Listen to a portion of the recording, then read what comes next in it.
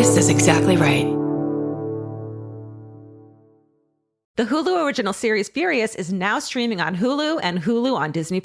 Starring Emmy Rossum as Alice Black, Furious follows a rookie FBI agent on the hunt for Catherine, played by Lola Pettigrew, a mysterious and calculating female serial killer. While Alice upholds justice, Catherine kills for it, terrorizing the rich and powerful men of New York in her pursuit of vengeance. With secrets that change everything, Alice discovers there's a thin line between hunter and prey. Watch the Hulu original series Furious. Now streaming on Hulu and Hulu on Disney Plus for bundle subscribers. Terms apply. Goodbye. I'm Nancy Glass, host of the Burden of Guilt Season 3 podcast. This is a story about a horrendous situation that destroyed 2 families. It's a scorched earth war that shows just how far someone will go to get what they want. Cindy said I had to choose between the truth and my family, and I had to choose the truth. Listen to Season 3 of Burden of Guilt on the iHeartRadio app, Apple Podcasts, or wherever you get your podcasts. Joy is essential, and it's also elusive. But now, there's a new and exciting way to start your journey toward a more joyful existence. Joy 101. If you're craving inspiration, support, and useful tools to maximize your joy, tune into these candid, uplifting, and moving on-air chats. Listen to Joy 101 with Hoda Kotb starting June 10th on the iHeartRadio app, Apple Podcasts, or wherever you get your podcasts.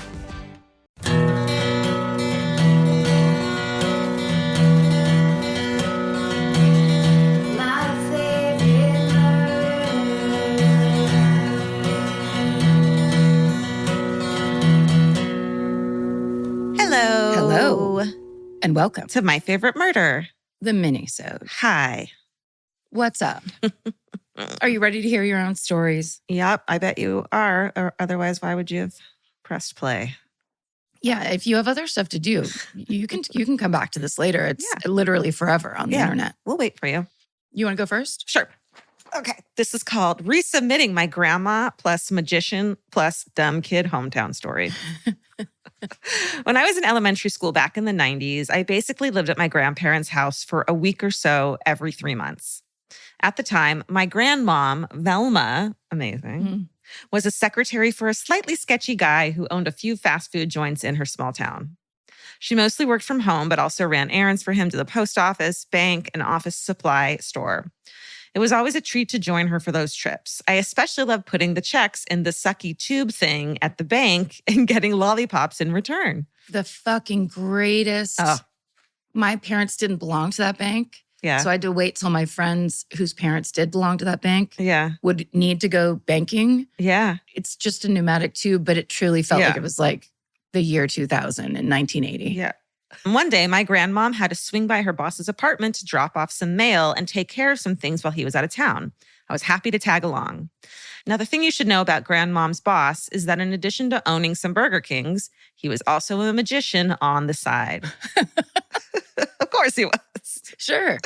So I was disappointed that he wasn't going to be home to pull a coin from behind my ear. But while grandmom was busy going through papers and talking on the phone with her boss, I occupied myself with my favorite pastime, being nosy and snooping through people's things. Uh-oh. Every kid's favorite thing. Specifically, I was on the lookout for a, quote, magic coloring book.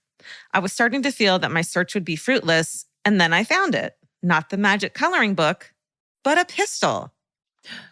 It must be a magic pistol that squirts water, or maybe flowers will pop out.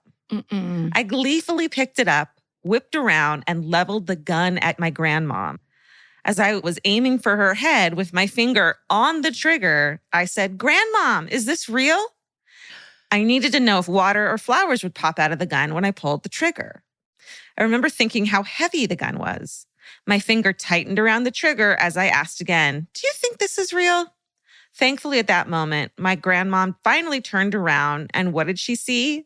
A grinning 9-year-old girl with no front teeth aiming a real gun at her head with a look of maniacal excitement. The expression of horror on her face has scarred me for life. I don't remember much after that, just bits and pieces.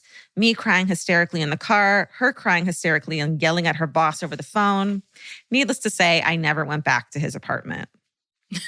I felt a lot of shame over the years due to this incident. It's only been since listening to your podcast and hearing some other murderino stories in the minisodes that I've come to understand and accept that even relatively smart and well-intentioned kids can be idiots. Because of course I thought that gun was a magic trick gun. As a kid, that made the most sense based on all of my experiences up until then. I wasn't stupid. I knew people didn't leave real guns laying around. That would be fucking stupid. Yes, exactly. Perfectly put. Yeah.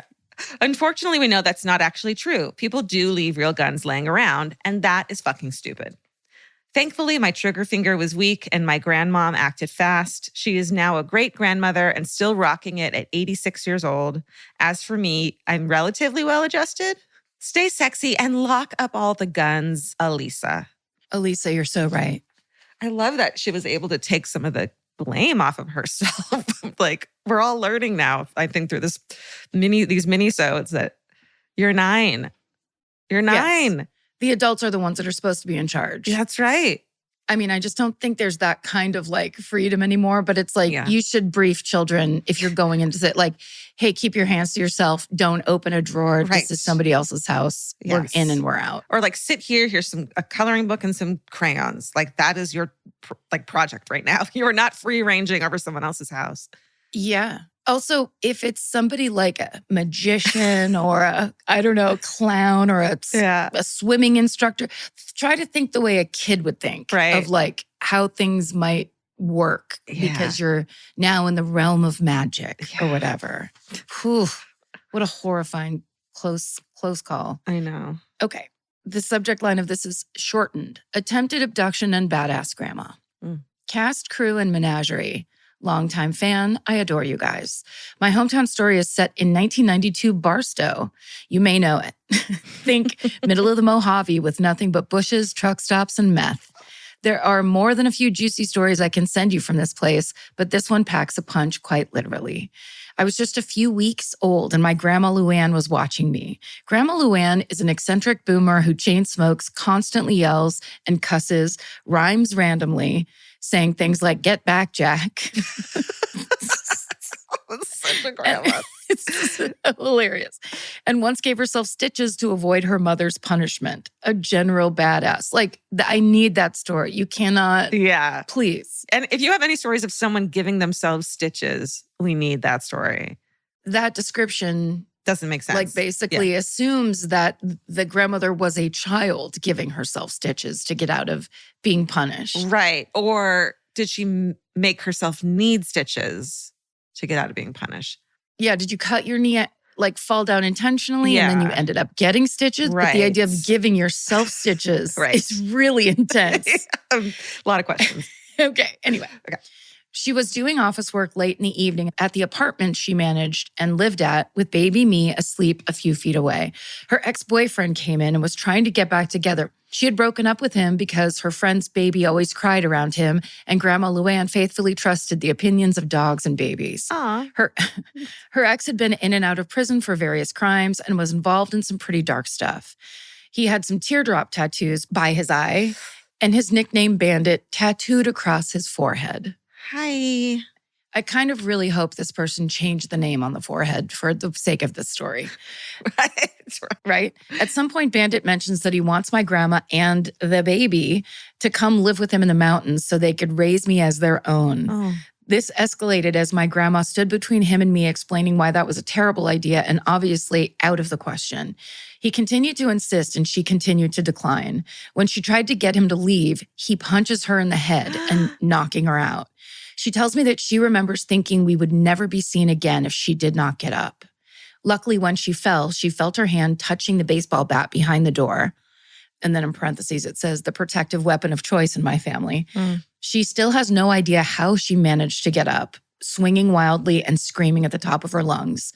One thing about tweakers, there's always someone awake and prepared for action. Help came quickly. Oh my God. That's so true. A band of meth heads that were like, we're here for you. They've just been like sitting in their lazy boys with their nails dug in, waiting for any noise to call them to action. Help came quickly, Bandit ran off, and I was safely given to a family member next door. Amazingly, I slept through the whole thing. Yeah, right. Grandma Luann was taken to the hospital and ended up with some minor injuries. I'm told you could see Bandit's fist print with his telltale missing ring finger on her face for a while. Oh my She God. recounts being frantic in the ER, afraid that he was coming for her and that he would kill everyone in his way. Coincidentally or not, there was someone shooting at another ambulance in the area around the same time. Stay sexy and maybe don't date guys named Bandit. Alexis, she, her. Oh my God, the idea of grandma dating a ex-con is like, with tattoos on his face is like kind of hot. Well, I mean, you know what it is? It tells me maybe some people got married young early in the family. That was maybe the trend. So it wasn't like a classic grandma. Maybe it was one of those kind of young gum chewing, are you the mom or the grandma situation. I don't know why gum chewing is in it. It's just what I pictured. Oh, vey, that's heavy. Okay.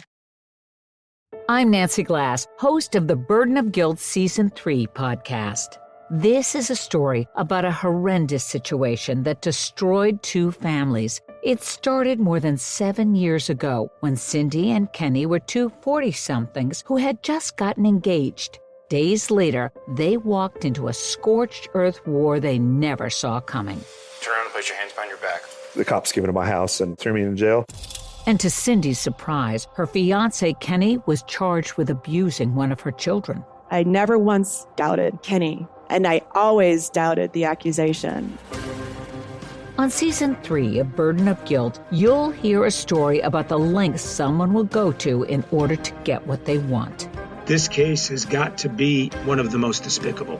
Listen to Season 3 of Burden of Guilt on the iHeartRadio app, Apple Podcasts, or wherever you get your podcasts.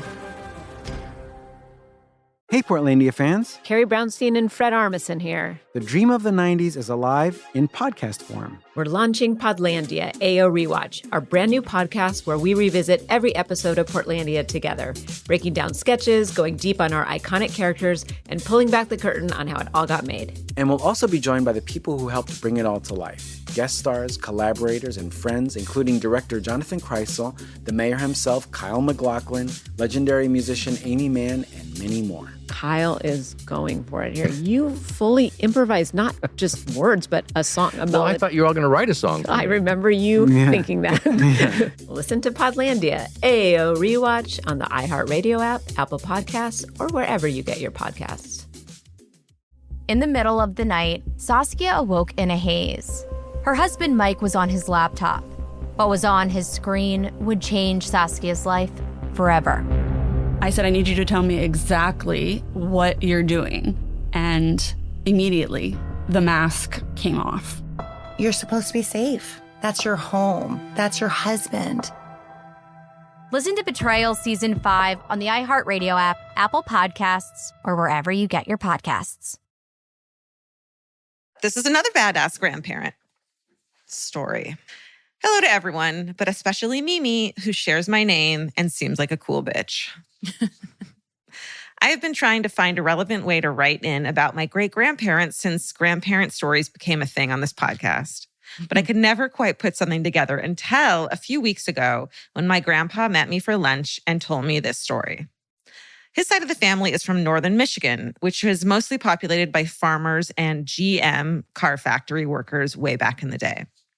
My great-grandpa, my grandpa's dad, worked for a GM factory making car parts, and he was an incredible worker and a great man. Back then, your prospects would be determined by being a good person, and he was the best of them. He came from nothing and worked really hard and eventually got offered the deal of a lifetime. The owner of the GM plant wanted to go into business with him. He offered to sell my great-grandpa half of the company so they could be equal co-owners. In the time of old cars, this would have made my family very, very wealthy. Unfortunately, someone had heard about this deal and didn't want it to go down. About 2 weeks after signing preliminary paperwork, the owner of the GM plant was found dead in his house along with his entire family. Oh, God. The police were never able to catch the person who did it, but they left the paperwork confirming the sale to my great-grandfather strewn over the bodies, so the motive was clear. A few lawyers came and told my great-grandpa that he still had the right to purchase his part of the company. But after hearing the story of his friend's murder, he burned the paperwork, packed his bags, and never went back. They moved to a beautiful house out in the country where my grandparents still live to this day. 5 generations of my family has spent summers on that land. They worked hard and raised a great family. They never got rich, but they were always rich in all the things that mattered. Some people would take the risk for the money, but my great-grandparents valued the right things, and that has been passed all the way down to my children. I hope I can be half as amazing as they are. Also, their names are Joe and Alice.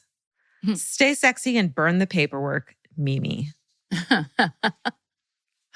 That's horrifying. Yeah, that's such an old-timey story of like, yeah, the whole family got killed because of this. And they never found it. Moving on. Never found out who did it. Never found out who did it. And then, who did end up running that plant? Ever ask those people? Oh, anyway. Yeah. Robber barons. Okay. The subject line of this email is Filipino folklore and funeral superstitions. And then it just starts, target audience reached in all caps. I just listened to Minisode 267 and I am, all caps, ecstatic that Filipino folklore stories and crazy immigrant superstitions were requested. I could tell you about the manananggal, which is a disembodied vampire bat creature who separates from their lower half to prey on sleeping pregnant women and children. No, ew. Why does it have to be all of those things? I know, it's so many things. And the parentheses, it says, yikes. Thankfully, my uncle taught me how to defend myself against one. They are vulnerable to salt and garlic, like most vampires, but the only way to defeat one is to find its lower half, season it with the aforementioned... condiments or light it on fire. Great. This way, the upper half can't return to the lower half and it'll die in the sunlight. Oh, sure. That makes sense. Right? Then there's the aswang. And then it says aswang in parentheses and it says, it's phonetic, but I thought I'd help anyway, which is much appreciated, which is a catch-all term for witches, ghouls, or evil creatures. There was an old woman that lived down the street from us that was suspected of kidnapping pets or rounding up feral animals from the streets to perform ritual sacrifice. She was highly suspected to be an aswang. And while my sister claims she stole our dog, I was more relieved that she didn't target children. The most interesting part of Filipino superstitions to me are our beliefs about funerals. There's essentially an entire rule book that dictates what you can and can't do after someone passes away, and none of them really hold that much water. For example, we have to cover mirrors with a cloth to prevent seeing the deceased in our reflection, which is an omen of death. That's also Jewish. Yeah. Jewish tradition, right? Yeah. Not different reasons. Yeah. You're also encouraged not to go straight home after a funeral and instead pass by a mall or a restaurant so that the spirits don't follow you home. Drop the spirit at the mall. Hey, here's $20. Go to Target. Go get yourself something knock from yourself a spree. out. Yeah. Leave us alone. Here's a TGI Fridays. I was going to say that must be why my family all stops at bars on the way to and from funerals. Smart. This whole time you didn't know. Lastly, you should not take photos of the deceased in their caskets, which is kind of like, why do you want to? Yeah, it is weird that we do that sometimes. My sister did this unknowingly at my grandfather's funeral and was thoroughly scolded by my mom. But the worst of it really came a few weeks later when we tried to get the photos developed. The photo place returned one roll saying it was completely overexposed and could not be developed. That roll contained my grandfather's photos. The other roll contained ghoulishly faded photos of my family at the funeral. I'm so glad to know there are Filipino murderinos. You can always count on us to have a lot of pride and build communities wherever we go. My family immigrated to the U.S. when I was 4, and my mom was a badass ICU nurse who single-handedly made an amazing life for us here. Hell yes. There are a million stories of her ridiculous superstitions and stern hand in raising me, but that's an email for another time. Maraming pagmamahal, which means lots of love, and then there's no name. Oh, I love hearing about other people's superstitions and their family folklore. Yes, send those, you guys. So good. So good. Wow. Love it. I'm Nancy Glass, host of the Burden of Guilt Season 3 podcast. This is a story about a horrendous situation that destroyed 2 families. It started more than 7 years ago when Cindy and Kenny were 2 40-somethings who had just gotten engaged. Days later, they walked into a scorched earth war they never saw coming. Turn around and place your hands behind your back. The cops came into my house and threw me in jail. And to Cindy's surprise, her fiance, Kenny, was charged with abusing one of her children. I never once doubted Kenny, and I always doubted the accusation. On Season 3 of Burden of Guilt, you'll hear a story about the lengths someone will go to in order to get what they want. This case has got to be one of the most despicable. Listen to Season 3 of Burden of Guilt on the iHeartRadio app, Apple Podcasts, or wherever you get your podcasts.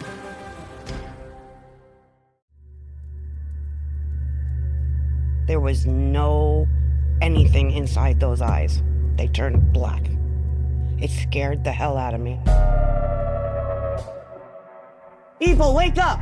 I'm the one that saw the murder take place by Krebeck and DePippo. Anthony DePippo showed no signs of remorse, appearing unfazed after being sentenced to the maximum. I said, I'm not guilty. I'll take it to the grave. Listen to The Devil's Quarry in the Bone Valley feed on the iHeartRadio app, Apple Podcasts, or wherever you get your podcasts.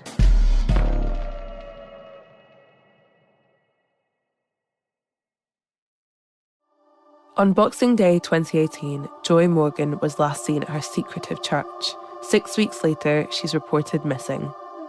I'm Charlie Brinkhurst-Cuff, and after years of investigating Joy's case, I need to know, what really happened to Joy? This is The Missing Sister, the true story of a woman betrayed by those she trusted most. Listen to The Missing Sister on the iHeartRadio app, Apple Podcasts, or wherever you get your podcasts. Okay, here's my last one. I'm not going to tell you the title, but it does have one of my favorite things I realized recently when it says lighthearted ? That's always my, it's like, that's this podcast in a nutshell. Yeah, lighthearted, maybe? Not really. Yeah. Hello, all. Insert all the wonderful things people say here. Let me set the scene. It's summertime. There's a pool in my backyard, and my best friend lives on the other side of a small field. We're 9. It's 80 degrees out. We are ready. I run across the short field to get her, and we start our brisk walk back to the oasis. In my very early stages of murderino-ness, I stop and say, "Hey, isn't that an arm over there?" My friend looks and says, "No, it's probably just a branch." And it says, "It's never a branch." I shrug and we continue on. The next several hours are a blur of Marco Polo, mermaids, and 9-year-old gossip. Walking back to her house, exhausted from the sun, we are stopped by her dad. "Girls, did you see Mr. Stage today?" We both shake our heads and remember the arm. Apparently, our 87-year-old neighbor was bringing grass clippings to the end of the street. He slipped and fell into a shallow ditch. Oh. He saw us walk by, pool ready, and shouted our names while waving his arm. Mr. Stage was found a short time later by my friend's dad. He was fine and lived on to his 90s, but our moms never miss an opportunity to ask us if we remember when we left an old man in a ditch to die. Oh my God.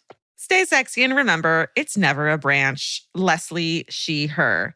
P.S. Whenever my Siamese cat Blanche hears Elvis at the sign-off, she meows back to him. Oh. I mean, that's really nice about Blanche, very sweet, but it's not going to cover up what you and your friend did and how you've coldly walked away from a man in a shallow ditch. He's like, It's with an arm. It must be a branch. No, this is an arm. A branch with fingers waving at you. Mm-hmm. Very unlikely. Calling your names. Oh, but see, that is a perfect example of how powerful swimming is when you are a child. Yeah. You cannot. Who cares? It's going to take so long to fix this. Can we just let's go swimming? It's a branch. It's not our responsibility. No. We're 9. Okay, here's my last one. Okay. It says a sweet story about my sister. Hello to everyone, especially whoever's screening this email to see if it makes it. You do an amazing job. And you do an amazing job there behind the scenes. So let me just tell you how appreciated your work is. Alejandra. And then it says the bribe will arrive shortly. And then she picked. So Alejandra can be bought. Yes. Everyone, please remember that. Anyway, it was tough narrowing down the stories about my siblings. We grew up in a small mining town where basically anything goes. Let me begin by explaining to you why we lovingly refer to my sister as Satan.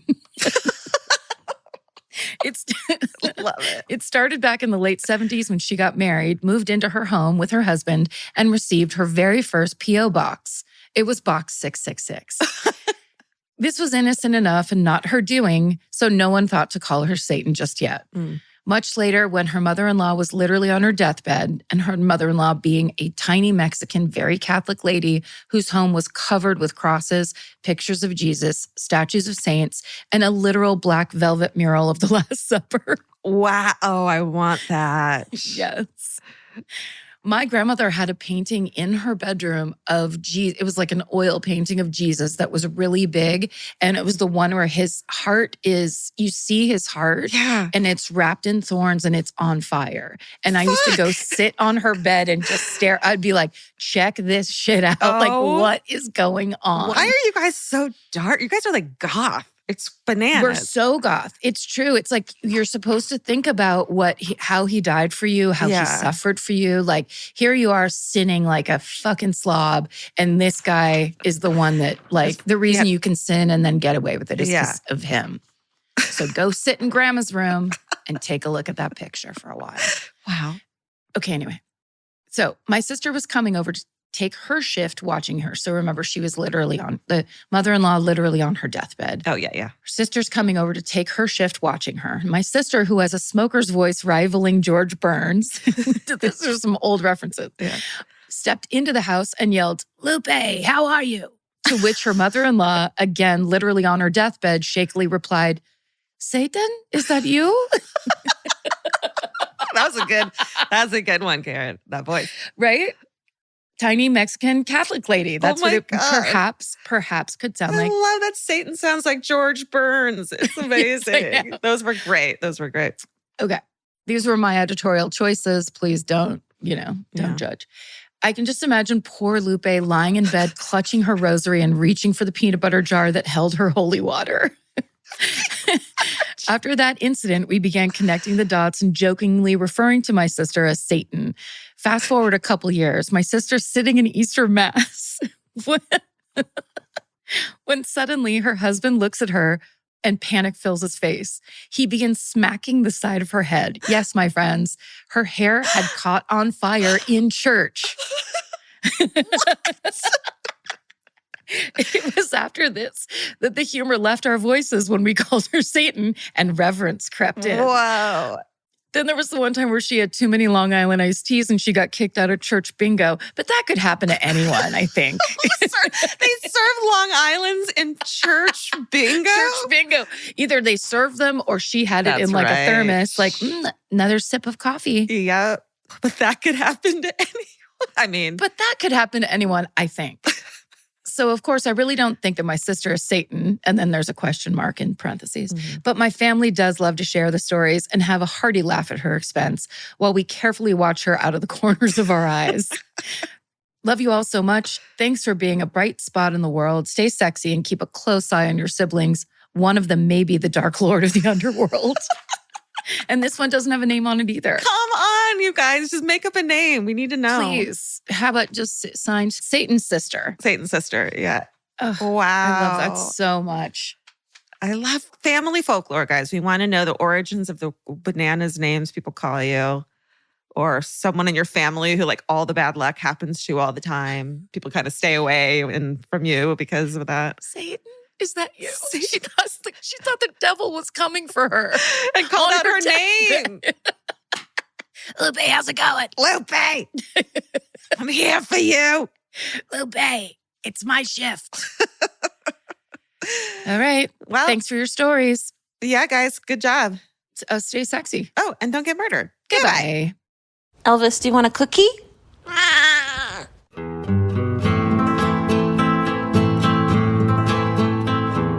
This has been an Exactly Right production. Our senior producer is Hannah Kyle Crichton. Our producer is Alejandra Keck.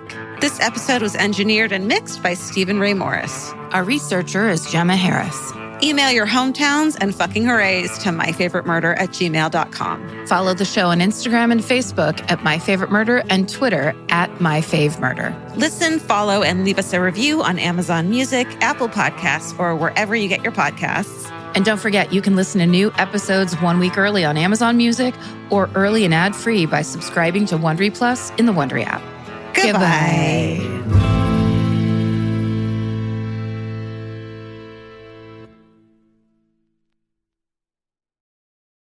I'm Nancy Glass, host of the Burden of Guilt Season 3 podcast. This is a story about a horrendous situation that destroyed 2 families. It's a scorched earth war that shows just how far someone will go to get what they want. Cindy said I had to choose between the truth and my family, and I had to choose the truth. Listen to Season 3 of Burden of Guilt on the iHeartRadio app, Apple Podcasts, or wherever you get your podcasts. There was no anything inside those eyes. They turned black. It scared the hell out of me. People, wake up! I'm the one that saw the murder take place by Krivak and DePippo. Anthony DePippo showed no signs of remorse, appearing unfazed after being sentenced to the maximum. I said I'm not guilty, I'll take it to the grave. Listen to The Devil's Quarry in the Bone Valley feed on the iHeart Radio app, Apple Podcasts, or wherever you get your podcasts.